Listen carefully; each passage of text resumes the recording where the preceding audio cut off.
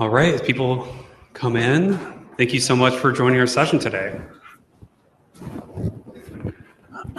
Today, we're going to talk about unlocking more potential using the Affinity product. And with me, I have Rudy Berger. Thank you for being with us, Rudy. Sure. Steve Responding here. I'm a manager on the customer success team here at Affinity. 4 years here at Affinity. So if you have any questions about the product, please feel free to stop by and say hello. And then Rudy, I'll let you introduce yourself. Sure. I have to say that I never saw myself up on stage being a power user, for a CRM, but it's good, something different. I am a techie, undergraduate and graduate degrees in imaging, digital imaging. Started 5 companies in the imaging space, took one public. And then went over to the dark side and started an investment bank in about 20 years ago now, called Woodside Capital, because I happened to be living in Woodside at the time. So that's me. Awesome. Thank you so much for being here. I'm sure everyone's excited to learn a little bit more about how you use Affinity. This is our agenda. Today, we're really going to focus on Rudy, Woodside Capital's journey to using Affinity. And then we're going to learn a little bit more about best practices and how he uses us in the M&A space. So with that, maybe you can walk us through your CRM journey, Rudy. I know it has been a journey. Yeah, it has indeed. Just a quick poll. Are there any other bankers in the audience? One here. Okay, so banking as in IPOs, M&A, all of the above? All right. Great. So, we are pretty much exclusive. We don't, just by way of grounding the conversation, we are pretty much entirely tech M&A. And we're a 30-person company. And, entering anything into a CRM is kind of anathema for, at least for the bankers that work at Woodside. And so, that puts certain requirements on what we do. But when we started out, like so many other companies, we became a Salesforce shop. Pretty much universally loathed it because it was just the wrong product for what we were doing. I mean, my sense, really, I'm not a power user, but my sense was Salesforce was great if you've got a large enterprise Salesforce selling widgets to different companies. But in our case, in the M&A case, our clients disappear when we finish the project. And that was sort of a hard thing for us to sort of figure out within Salesforce. We then came across this company called RelateIQ, which was awesome. Very similar look and feel to Affinity, sort of because really, most of the bankers that come to Woodside want to just be left alone and put their pipeline into a spreadsheet. And so in order to be adopted, it kind of has to look like a spreadsheet to, even get them to sort of start thinking about using it. So RelateIQ was that. We brought the entire firm onto RelateIQ. All was good, and then Salesforce bought them. Oh, and shut them down, right? On some thin pretext of GDPR or something, so that was miserable. So then we were back on Salesforce again. Then we switched over to a very small company called Made Market that had built a product from the ground up for investment bankers. So that seemed promising, except it was like a 3-person development shop, and they really didn't have the resources to support us and keep up. And then, I don't know, maybe 4 or 5 years ago at a trade show, I stumbled across Affinity, very early days. Thought, oh, this is great. This looks like RelateIQ. And apparently some of the DNA is shared. And so we were probably one of the easiest sells for the company because we literally were, yes, bring it. So that's our kind of convoluted journey to get to Affinity. And you can talk about how it's gone from there, but it's been great. Yeah, and we have really close relationships with RelateIQ. One of our original advisors actually came from that company. But maybe we can dive in a little bit further into some of the key components as to why you came to Affinity and why you're still around. We're going to talk more about relationship intelligence, pipeline management a bit later, but maybe the top 2 bullet points here. All right. So one of the key ingredients is a lady who isn't here today, but Kathleen Quinn. She's awesome. For those of you who have had the pleasure to work with her, she was our customer support person, and she was exactly that and much more. She was available, on it, and really just helped facilitate our bringing new people on, and can't speak highly enough of Kathleen. In terms of the technical requirements, by far and away the most important for us was the ability to integrate seamlessly with Exchange. Because, as I said earlier, our guys don't like to use a CRM. And so the only way we could really work around that was to capture their email communication, their calendar events. So even if they did absolutely nothing, we captured that flow. Because the reason, a critical reason for us to do this and to have that integration is, when we bring on a new client and, that we put a team together around that client, and obviously one of the first discussions is which companies would be good acquirers for this client. And let's say, we decide that Apple would be a good acquirer. The obvious next question is, who has the strongest relationship with Apple within our firm? What deals have we spoken to them about recently? What deals have we ever done with them? Who's the right person to go and talk to? And if all of that information is hidden away on our bankers, private, black spreadsheet, their personal contacts, it doesn't work. We just become, a loose affiliation of individuals. So, that became the table stakes. I think increasingly, I'd say number 2, the fact that it kind of looks and feels like a spreadsheet, right, is great. The tabular format, it makes it very accessible, particularly for people who don't like CRMs. And then as we've matured into using it, the data enrichment has become more and more important. We'll talk about that a bit later too.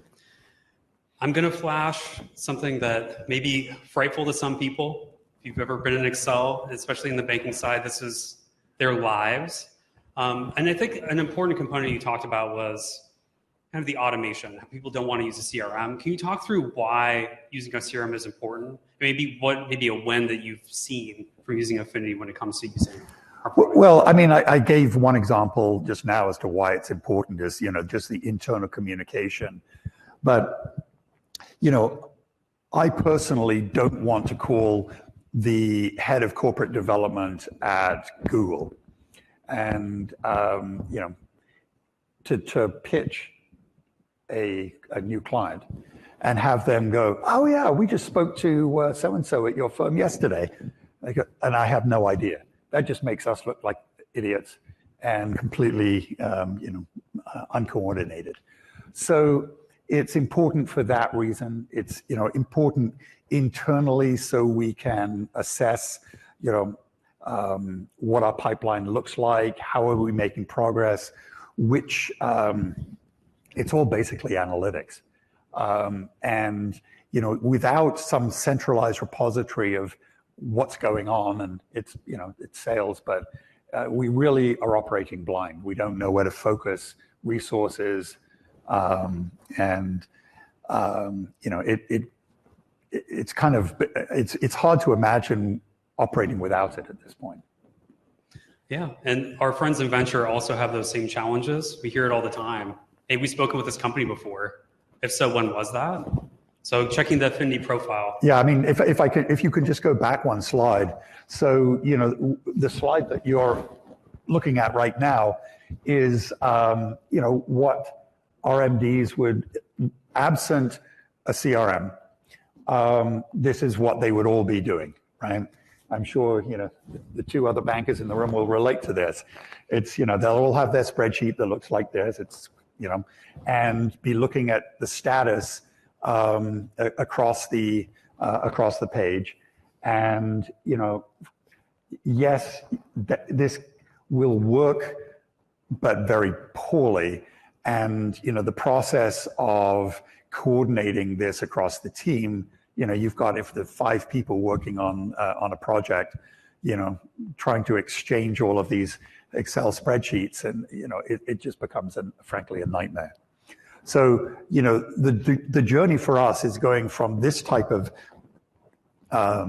mechanism for tracking the status of a project to the next slide, which is, I think probably all of you in the room are familiar with Affinity. That's why we're all here.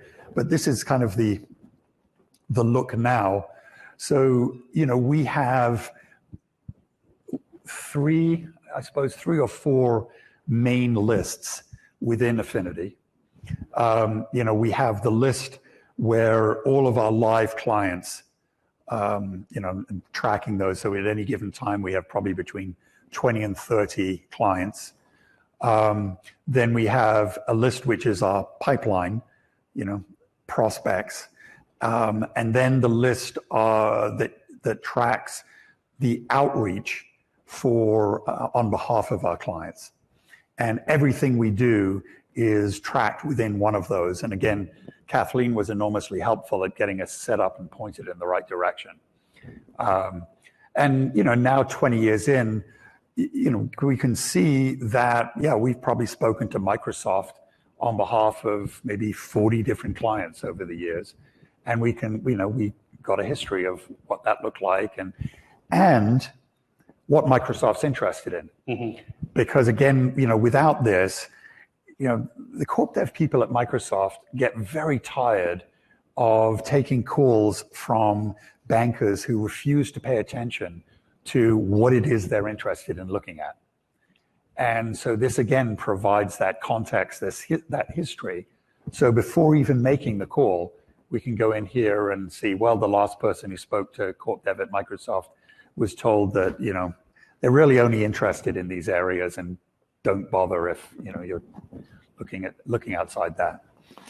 Yeah, I think that's really important. And how are you capturing that information so the team does know, don't call Microsoft for XYZ? Well, so, we have of course, Microsoft is one entity in the database, ideally one, although, companies have a way of spawning into multiple and have to be manually merged together all the time. But typically we'll put that into the notes field. So that becomes available to, to everyone. And I've also found that some members of the firm are better at recording their conversations and putting it into Affinity than others. So, if it's the result of a phone call, we kind of depend on them to enter the key features in here. And so we operate, as we have the senior level bankers, and then we have a team of analysts and associates who do a lot of the top of funnel outreach for us and so forth. And, their work is actually reviewed and measured within Affinity. So we can see, how many cold outreaches did they do last week, how many of those got converted to meetings and so forth. So to that extent, it becomes a management tool as well. Definitely. And the notes comments is really important because there's half the story that's coming from meetings that occur, emails that are sent, but then what's that proprietary information you're learning as you have those conversations? Yep. And, the journey that we're on, if it wasn't obvious from my early remarks, is the more that can be automated in this type of process, the happier, everybody is. And, so while I've been here, I've been running around bothering the product people with some help from Steve on, how do we do this? How do we do that? And how do we automate this? Right? Because, as with any tool, this needs to be, easy to use, and the integration with databases that we use, such as PitchBook, become critical. Definitely. All right, switching gears to one of my favorite topics, relationship intelligence. So during my time at Affinity, I've helped many customers realize what this is, realize how they can get value from it.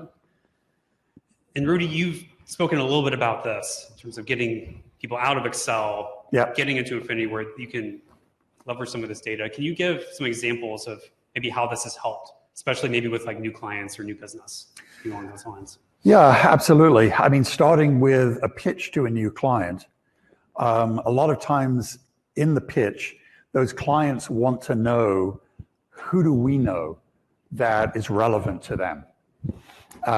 It's sort of table stakes is presenting a market map of, here are the likely buyers for your business. But then they want to go one step below that and say, well, okay, that makes sense, but do you actually know people at these companies? And this enables us to have that information at our fingertips and actually present it to them, rather than running around. And again, there are only 30 people at Woodside Capital, so we're not an enormous investment bank. But even with 30 people, doing something as simple as presenting to a new prospective client, who do we know at these companies, would be a ridiculously long process. So we can quickly go through the taxonomy of buyers and say, yep, we know this person or these two people at this company. And, this extends to not just the, internal folks within Woodside, but also being able to look at, our network and, extend that. So to some extent complements LinkedIn in terms of, the relationship management.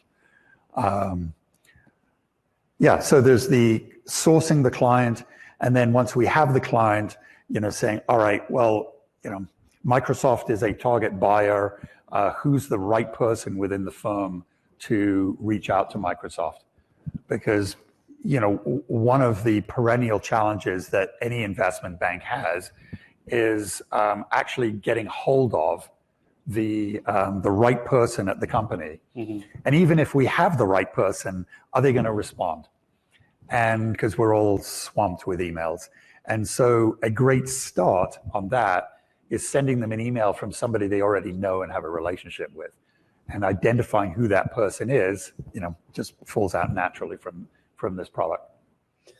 Yeah, and I think it's so important because relationships drive your business, right? So investment banking is nothing if not a relationship business.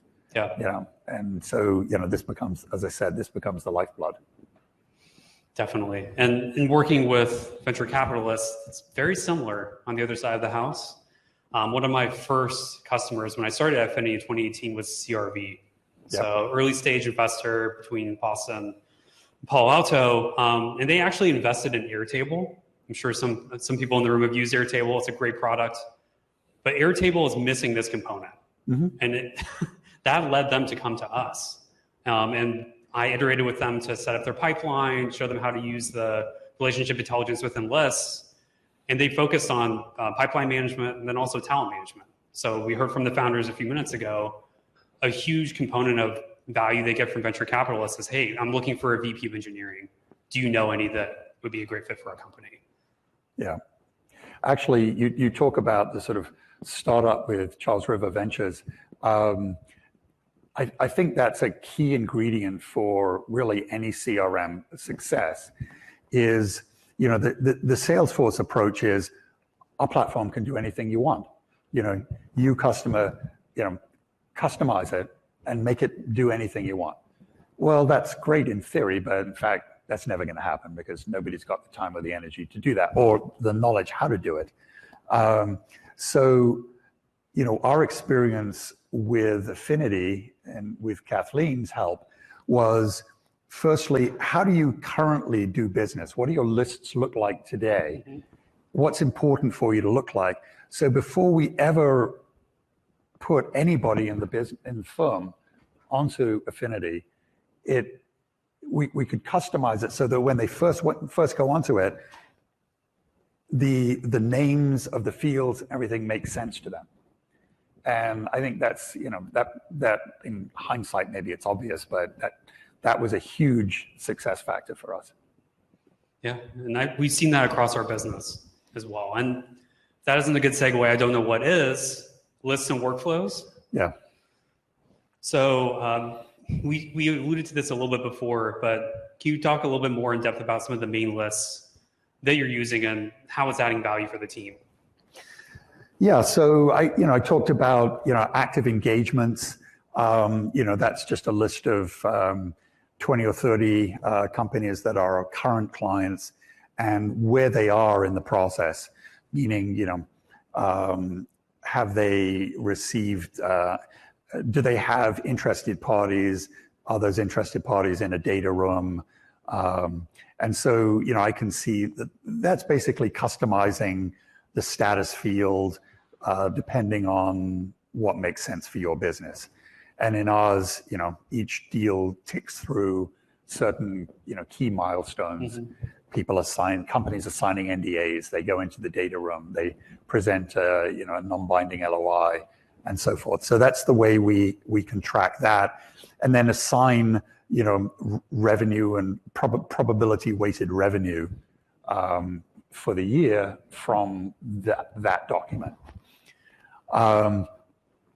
Then we would have a deal pipeline. So, prospective customer pipeline. And we have probably 14,000 companies that we track in there.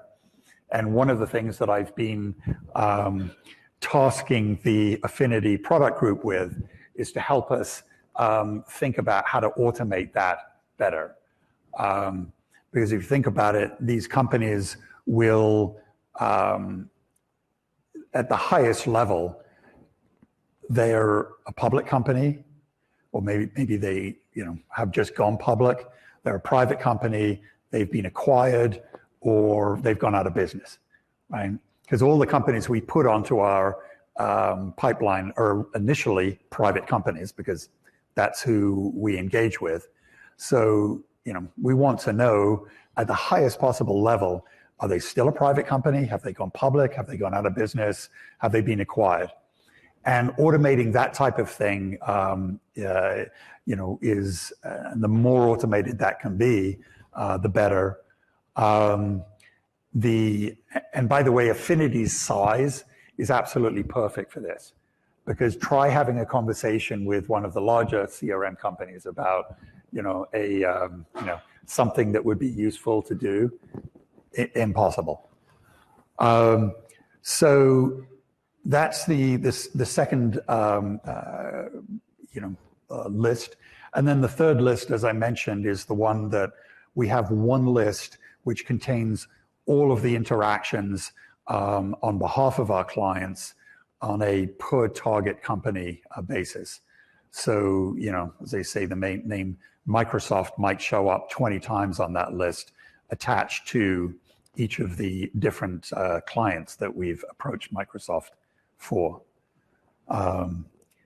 And so then I think we're going to migrate in a minute into the process of getting out of this into something that we can present to our clients. But that becomes again a really important aspect of this. So the data enrichment, which we get through Crunchbase, PitchBook, I think Deal Room is now connected, is very, very useful. Because what we really want to do is, let's say each managing director is tracking maybe 100 companies at any given time. we want to know what's going on with those companies and, receive email alerts and, be guided as to which ones are likely to be looking for a buyer.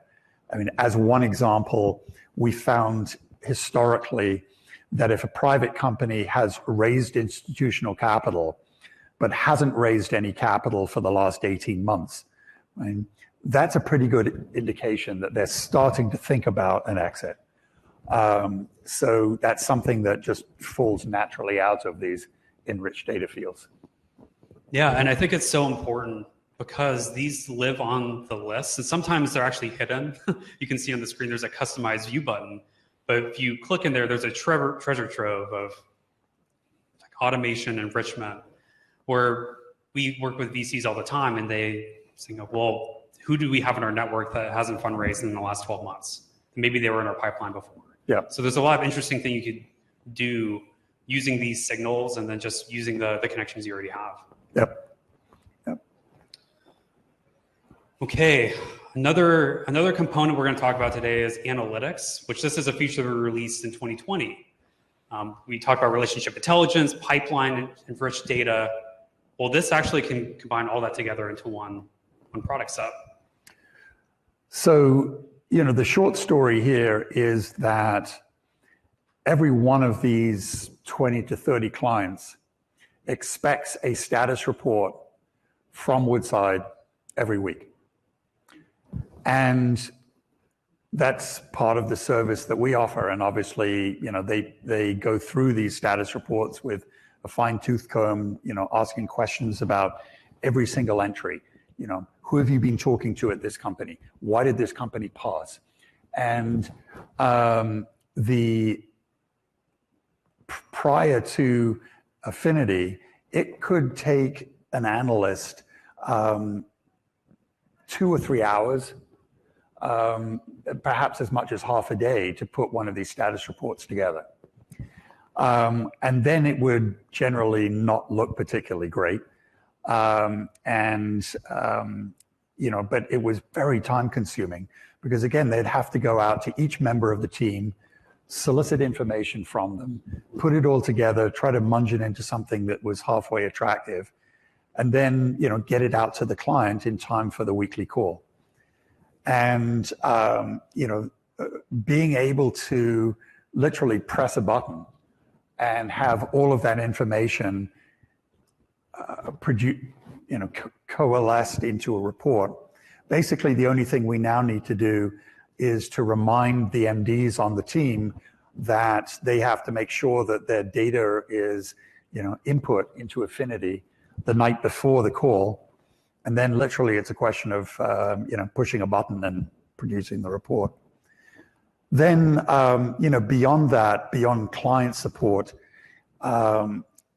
what we use it for is internal analytics. Trying to understand with all of the outreach that we do, what's working and what isn't. And again, that is hugely important for us. It's maybe 6 people on the team, and it's a window into what they're doing.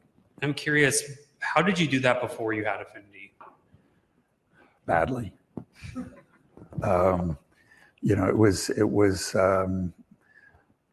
We have a manager for the team, and we would ask them to, give us an assessment of what was going on, and but we really didn't have very much visibility. Yeah. And we already saw this slide. I'm not going to belabor the point. This is what the analysts were putting together, hours of time. Well, yeah, exactly. The prior slide there would be, sending. I mean, could have been something we had sent to a client. Here's the weekly status report. Not particularly inspiring.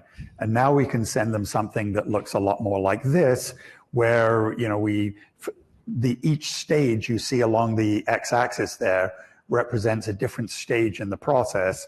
So it's basically telling them that, we have had, we're setting up a management call or a meeting with, with 3 financial buyers and I can't read that. Is that 3, 3 strategics? So at each stage, we can, give them high level of granularity as to the status. Then, how many have signed NDAs, how many are in the data room, and so forth. And again, this is literally a button push away, and saves enormous amounts of time. If you can think, 3-4 hours per client with 20 or 30 clients, at any given time, this is a big time saving for us. Yeah. I think a big component of our conversation today, which just fits into, is this concept of efficiency and saving time. Exactly. And this also is something that translates well on the front end side with venture capitalists. And I know you get deals that come from other bankers as well. But I was actually working with Kelvin Beacham. He's the starting right tackle for the Arizona Cardinals. He's a football player, but he also does angel investing on the side. And he doesn't have a ton of time, as you can imagine. I caught him in between practice for the preseason last year, and we set him up with a dashboard like this. And what he really wanted to know is, where are my deals coming from? And we capture a source of introduction, and we found Coastal Ventures was pushing him a lot of deals. What does that mean for him? Oh, well, I should spend more time with Coastal. Which it sounds simple, but a lot of times people in our industries just don't have the time to do that. Something that we can help with. Yep. Okay. Well, I think we are at time. Are there time for questions? Can I just mention one of my favorite tips in using the product? Again, this is really simple, but it's made the product far more usable than it otherwise would be, and it's pretty usable to start with. We all obviously are using this in a browser, and you can spend quite a bit of time customizing views. And what I do is, when I have it exactly as I want it, just save that view into a bookmark, and then I'll have my favorite view for each of the clients that I'm working on. And again, that's just simple as selecting a bookmark in the browser, and boom, up it comes. So very, very simple idea, but that's again, increase the usability of the product for me. And then how are you organizing those tabs? Is it by deal, or how do you typically it's organized by the deals that I'm personally working on, because those are the ones that I want to see. And then I'll have a different set which are firm-wide analytics on what's our current pipeline look like, how many deals are being pitched this week, and so forth. Great. And then I guess I can go through one of my tips and tricks. So I'm not sure if we have a ton of Outlook users out there. Most of us use email. That's why we're in the room. But one of the things we came out with a few months ago was a complete revamp of our Outlook add-on. Our customers are often in their inbox. So we come to where you live. Actually, Brooke is talking more about this in the other room. But what this does is it basically hooks in Affinity data to your Outlook client. Yeah. So you can understand, if you get an email from a person, hey, have we spoken with this person before? Are we tracking them on any deals in any capacity? But you can also manipulate the Affinity product from your inbox too. So it just saves time. If you want to add a company to a list, you want to take notes, very, very easy to do. So I'd recommend everyone download this add-in. We also have one for Gmail if you're on the Gmail client as well. All right. I think that was what we had on the agenda today. I don't know. Do we have time for questions, or are we? Okay. Does anyone have any questions for Rudy or myself? We were that good. I think Brian does. You've been building Woodside for 20 years. Yeah. You've got entities in Zurich, London, I think, and several other locations. Yep. Let's come to the onboarding of new hires and also the coordination across the globe aspects of how you use Affinity or benefit from Affinity? Well, I don't think there's much difference as to how we onboard new managing directors. Typically we try to have people who are starting out come and work in Palo Alto with us for a couple of months to start with. They wherever they live in the world, they still have to pass their US FINRA qualifications. I think that there are some usability issues that have to do with how fast the platform runs, depending on where you sit in the world. But that was sort of at the beginning. I think that's all normalized now. Really not much difference. We have a process, a well-oiled process at this point of bringing new hires up to speed and training them on these products. Yeah, just because we find hiring new analysts and associates, they are so much further along in 3 months because of Affinity than they used to be. Yeah. Yep. Agreed. I think we can also push to those new hires that look, you've got a book of relationships you're creating. We're giving you a license to know every founder, every VC firm in the country, and it creates more independence. Yeah. We are top of funnel outbound initiative has benefited greatly from being able to put everybody on this platform. Well, Yeah, one over here. Is there ever anything you don't plan? So I'm just thinking, like, conversations with, is this something I want everyone in the firm to know about? Our firm to know about? That's a great question. yeah, the question was, are there any times you don't put data or context into the system? You mentioned portfolio companies as an example, maybe some sensitive information about where they are or what they're telling the team. Did I capture that right? Okay. Yeah, so it's made slightly easier perhaps for us as an investment bank because every one of our team knows that due to FINRA regulations, every single one of their emails, inbound, outbound, social media is archived and can be looked at by the chief compliance officer. I believe that, so Affinity has a switch, I believe, that allows users to turn on and off whether the content of emails is actually viewable to other members of the team. And we ask all of our members to turn that on because frankly, if the content isn't available, it kind of defeats the purpose of having them on the platform. But correct me if I'm wrong, but every user can put in a list of people that they communicate with that they do not want to have captured in Affinity. It's true. Right? So, obviously, emails to your gardener or something, probably don't need to go into Affinity.